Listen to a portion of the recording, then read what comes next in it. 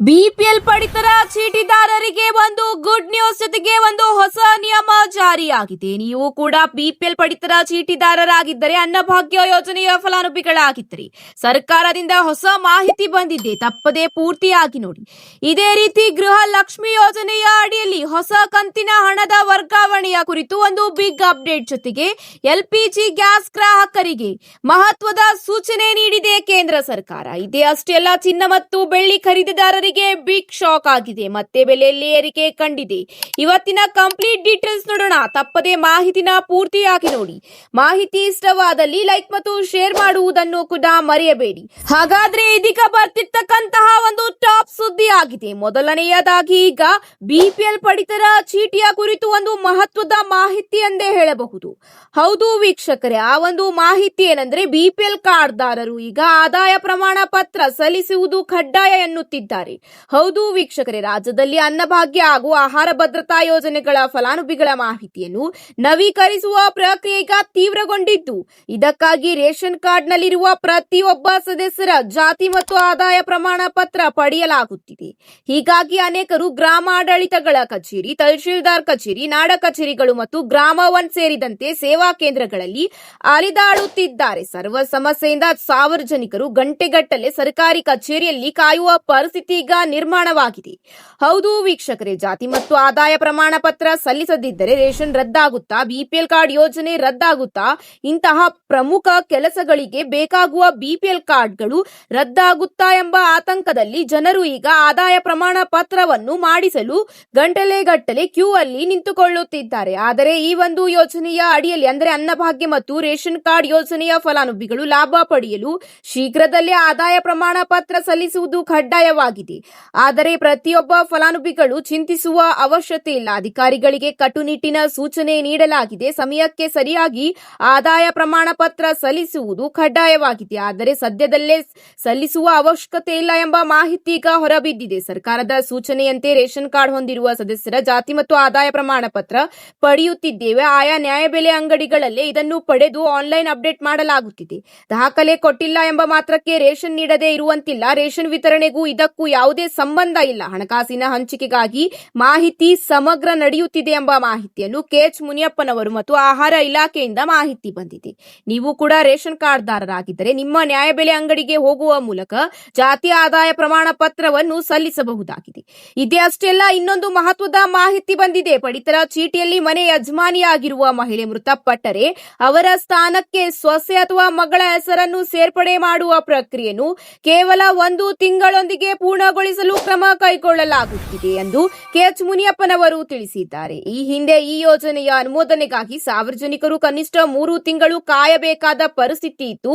ಈಗ ಇದನ್ನು ಬದಲಾವಣೆ ಮಾಡಲಾಗಿದೆ. ಇದೇ ಅಷ್ಟೇ ಅಲ್ಲ, ಪ್ರಸ್ತುತ ಬಿಪಿಎಲ್ ಕಾರ್ಡ್ ಪಡೆಯಲು ನಿಗದಿಪಡಿಸಲಾಗಿರುವ ವಾರ್ಷಿಕ ಆದಾಯ ಮಿತಿ 1.2 ಲಕ್ಷ ರೂಪಾಯಿಗಳಿಷ್ಟಿದ್ದು, ಆಡಳಿತಾತ್ಮಕ ಸುಧಾರಣಾ ಆಯೋಗದ ಪ್ರಮುಖ ಶಿಫಾರಸ್ಸಿನ ಅನ್ವಯ ಈ ಆದಾಯ ಮಿತಿಯನ್ನು 3 ಲಕ್ಷ ರೂಪಾಯಿಗಳಿಗೆ ಹೆಚ್ಚಿಸಲು ಸರ್ಕಾರ ಗಂಭೀರ ಪರಿಶೀಲನೆ ನಡೆಸುತ್ತಿದ್ದು, ಈ ನಿರ್ಧಾರ ಜಾರಿ ಬಂದರೆ ರಾಜ್ಯಾದ್ಯಂತ ಲಕ್ಷಾಂತರ ಕುಟುಂಬಗಳಿಗೆ ಮತ್ತೆ ಬಿಪಿಎಲ್ ಕಾರ್ಡ್ ಯೋಜನೆಯ ಸೌಲಭ್ಯ ಸಿಗಲಿದೆ ಎಂಬ ಮಾಹಿತಿಯನ್ನು ತಿಳಿಸಿದ್ದಾರೆ ಕೆಎಚ್ ಮುನಿಯಪ್ಪನವರು. ಇದೇ ಅಷ್ಟೇ ಅಲ್ಲ, ಆದಾಯ ತೆರಿಗೆ ಪಾವತಿಸಿ ಸೇರಿದಂತೆ ಇತರೆ ವಿವಿಧ ತಾಂತ್ರಿಕ ಕಾರಣಗಳಿಂದ ಪಡಿತರ ಚೀಟಿಗೆ ಸ್ಥಗಿತಗೊಂಡಿರುವ ಬಿಪಿಎಲ್ ಕಾರ್ಡ್ಗಳನ್ನು ಸಂಪೂರ್ಣವಾಗಿ ರದ್ದುಗೊಳಿಸುತ್ತಿಲ್ಲ. ಬದಲಾಗಿ ಅಂತಹ ಕಾರ್ಡ್ಗಳನ್ನು ಎಪಿಎಲ್ ಕಾರ್ಡ್ ಆಗಿ ಪರಿವರ್ತಿಸಿ ಸಾರ್ವಜನಿಕರಿಗೆ ತೊಂದರೆಯಾಗದಂತೆ ಇಲಾಖೆ ಸೂಕ್ತ ಕ್ರಮ ವಹಿಸುತ್ತಿದೆ ಎಂಬ ಮಾಹಿತಿಯನ್ನು ಆಹಾರ ಇಲಾಖೆ ಸಚಿವರು ತಿಳಿಸಿದ್ದಾರೆ. ಇದರ ಜೊತೆಗೆ ಮುಂದಿನ ಒಂದು ಅಪ್ಡೇಟ್ ಏನೆಂದು ನೋಡೋಣ ಬನ್ನಿ ವೀಕ್ಷಕರೇ. ಗೃಹ ಲಕ್ಷ್ಮಿ ಯೋಜನೆಯ ಅಡಿಯಲ್ಲಿ ಖಾತೆಗೆ ಹಣ ವರ್ಗಾವಣೆಯ ಕುರಿತು ಒಂದು ಮಹತ್ವದ ಅಪ್ಡೇಟ್. ಮಹಿಳೆಯರಿಗೆ ಕೇವಲ 2,000 ಅಲ್ಲ, 4,000 ರೂಪಾಯಿ ಖಾತೆಗೆ ಸೇರಲಿದೆ. ಹೌದು, ಈ ಒಂದು ಪರಿಷ್ಕರಣೆಯ ವಿಷಯದಲ್ಲಿ ಈಗ ಫಲಾನುಭವಿಗಳಿಗೆ ಸರಿಯಾದ ದಿನಕ್ಕೆ ಮತ್ತು ಸರಿಯಾದ ಮಾಹಿತಿ ಇಲ್ಲದೆ ಫಲಾನುಭವಿಗಳು ಈಗ ಚಿಂತಿಸುವ ಪರಿಸ್ಥಿತಿ ಎದುರಾಗಿದೆ. ಆದರೆ ಚಿಂತಿಸುವ ಅವಶ್ಯಕತೆ ಇಲ್ಲ.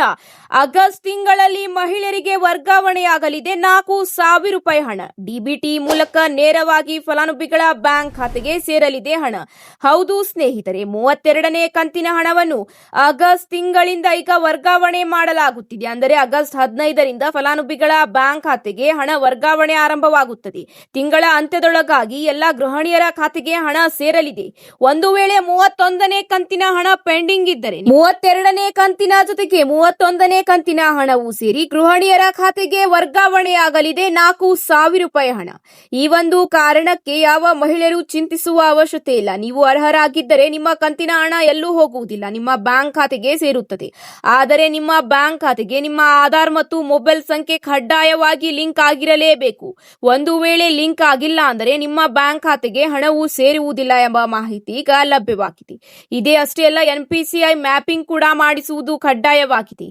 ಅತಿ ಶೀಘ್ರದಲ್ಲೇ ಈ ಒಂದು ಗೃಹಲಕ್ಷ್ಮಿ ಯೋಜನೆಯ ಅಡಿಯಲ್ಲಿ ಪರಿಷ್ಕರಣೆ ಕೂಡ ಆರಂಭವಾಗುತ್ತದೆ. ಅಂತಹ ಒಂದು ಸಂದರ್ಭದಲ್ಲಿ ಮಹಿಳೆಯರು ತಮ್ಮ ಅಗತ್ಯದ ದಾಖಲಾತಿಗಳನ್ನು ನೀಡಲೇಬೇಕು. ರೇಷನ್ ಕಾರ್ಡ್ನಲ್ಲಿ BPL ಅಥವಾ APL ಕಾರ್ಡ್ ಅನ್ನು ನೀಡಬೇಕು. ಇದೇ ಅಷ್ಟೇ ಅಲ್ಲ, voter ID, Aadhaar card, mobile ಸಂಖ್ಯೆ ಇದರ ಜೊತೆಗೆ ಇತರೆ ಅಗತ್ಯದ ದಾಖಲಾತಿಗಳನ್ನು ಸಲ್ಲಿಸುವ ಮೂಲಕ ನೀವು ಬಯೋಮೆಟ್ರಿಕ್ ನೀಡಿ ಗೃಹಲಕ್ಷ್ಮಿ ಯೋಜನೆಯ ಅಡಿಯಲ್ಲಿ ಮತ್ತೊಮ್ಮೆ ನೋಂದಣಿ ಮಾಡಿಕೊಳ್ಳಲು ಈಗ ಅವಕಾಶ ನೀಡಲಾಗಿದೆ. ಇದರ ಜೊತೆಗೆ ಮುಂದಿನ ಒಂದು ಮಹತ್ವದ ಅಪ್ಡೇಟ್ ಏನೆಂದು ನೋಡೋಣ ಬನ್ನಿ ವೀಕ್ಷಕರೇ. LPG ಗ್ಯಾಸ್ ಸಿಲಿಂಡರ್ ಪಡೆಯುವ ಪ್ರತಿಯೊಬ್ಬ ಗ್ರಾಹಕರಿಗೂ ಮಹತ್ವದ ಮಾಹಿತಿ ಬಂದಿದೆ. ಅದರಲ್ಲೂ ಸಬ್ಸಿಡಿ ಹಣ ಪಡೆಯುತ್ತಿರುವವರಿಗೆ ಕಟ್ಟುನಿಟ್ಟಿನ ಸೂಚನೆ. ಇನ್ನು 2 ವಾರಗಳ ಅವಧಿಯಲ್ಲೇ ಗೃಹ ಬಳಕೆಯ LPG ಗ್ಯಾಸ್ ಸಿಲಿಂಡರ್ಗೆ ಸಂಬಂಧಿಸಿದಂತೆ ಕೆಲವು ಕೆಲಸಗಳನ್ನು ಮಾಡದಿದ್ದರೆ ನಿಮಗೆ ಇನ್ನು ಮುಂದೆ ಗ್ಯಾಸ್ ಸಿಲಿಂಡರ್ ಸಿಗುವುದಿಲ್ಲ. ಇದಕ್ಕೆ ಸಂಬಂಧಿಸಿದಂತೆ ಸಂಪೂರ್ಣ ಮಾಹಿತಿ ನೋಡೋಣ. LPG ಸಿಲಿಂಡರ್ಗೆ ಸಂಬಂಧಿಸಿದಂತೆ ಮಹತ್ವದ ಅಪ್ಡೇಟ್, ಹೊಸ ಗಡುವು ನೀಡಲಾಗಿದೆ.